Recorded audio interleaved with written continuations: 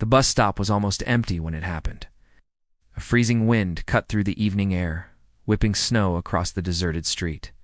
The last bus had already rumbled away, leaving behind only a flickering street lamp and a tiny figure sitting alone on the cold metal bench. And then her mother walked away, not slowly, not hesitantly, but with hurried steps, like someone trying to escape before guilt could catch up. "Mom," the little girl whispered, her voice trembling. "Mom, wait." But the woman didn't turn back, not even once. The girl tried to stand and follow, but her weak leg gave out and she sank back down. Her brace clicked softly as she adjusted herself, clutching a worn pink backpack like it was the only thing left in the world that could keep her safe. She was 8 years old. Her name was Lila, and she had just been abandoned. Marcus Hale had no reason to stop. Not that night, not ever. He was the kind of CEO people envied. Razor-sharp suits, a reputation for never smiling, a penthouse with a view that cost more than some people earned in a lifetime. A man who had everything except a family, except warmth, except someone waiting for him at home. The board had just finished another ruthless meeting, and Marcus was walking toward his black sedan when he spotted a small shape on the bench.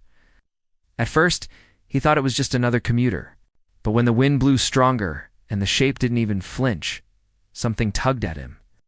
He never ignored instincts. Instincts made him wealthy. Instincts saved companies. Tonight they made him stop. "Hey," he said softly, approaching. "Are you all right?" The little girl looked up. Her eyes, huge, frightened, glistening, met his. Her lips trembled. "My mom. She said she'd be right back." "How long ago was that?" Lila swallowed. Since the bus before this one. Marcus's jaw tightened. That had been nearly 40 minutes ago. And then he saw her leg brace. The way she shifted to hide it as though ashamed. The frozen tips of her small fingers gripping her backpack. The faint bruise peeking from her sleeve. Something inside him cracked. Something he didn't know still existed. "Are you cold?" he asked gently. She nodded, without thinking. Marcus shrugged off his coat and wrapped it around her small shoulders. It swallowed her completely, and she let out a tiny gasp at the sudden warmth. "You're safe," he said. "I'm here now." Minutes turned into hours. They waited. Marcus made calls. He rang local shelters, police, hospitals.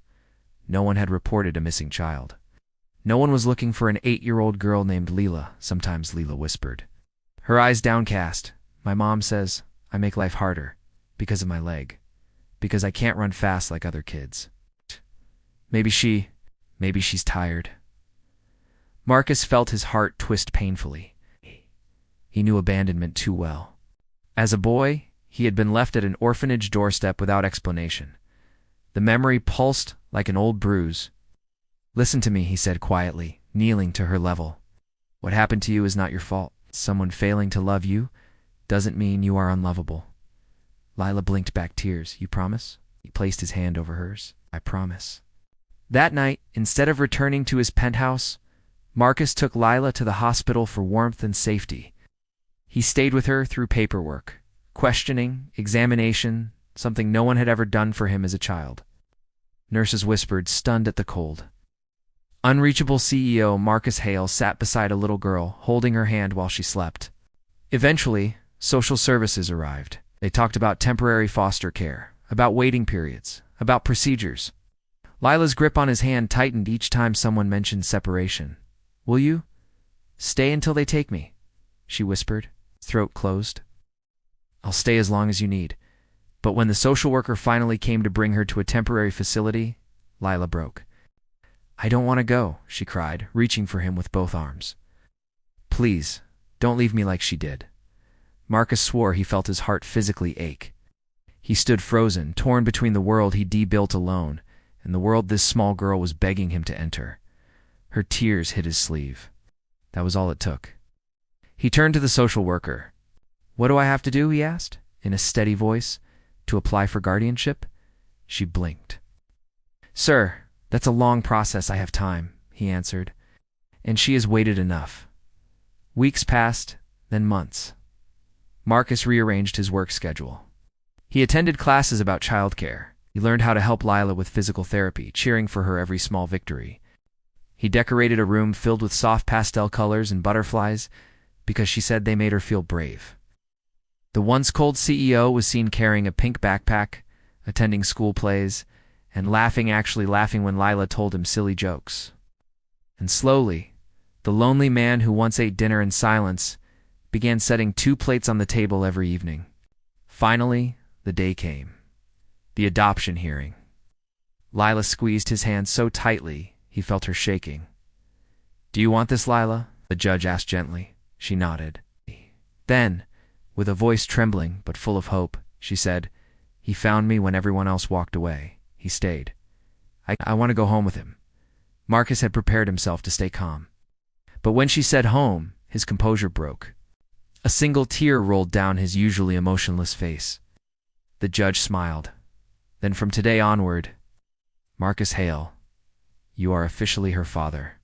Lila burst into happy tears and threw her arms around his neck. Marcus held her close, whispering into her hair, "You'll never be abandoned again, not as long as I live." And so, the lonely CEO, who had everything except love, found the one person who taught him what family truly meant.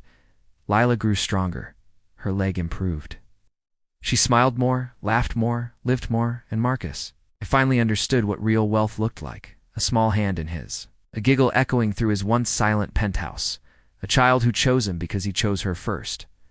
Sometimes family isn't the one we're born into, but the one we choose, and the one that chooses us back. Thanks for watching, and don't forget to subscribe for more stories like this one.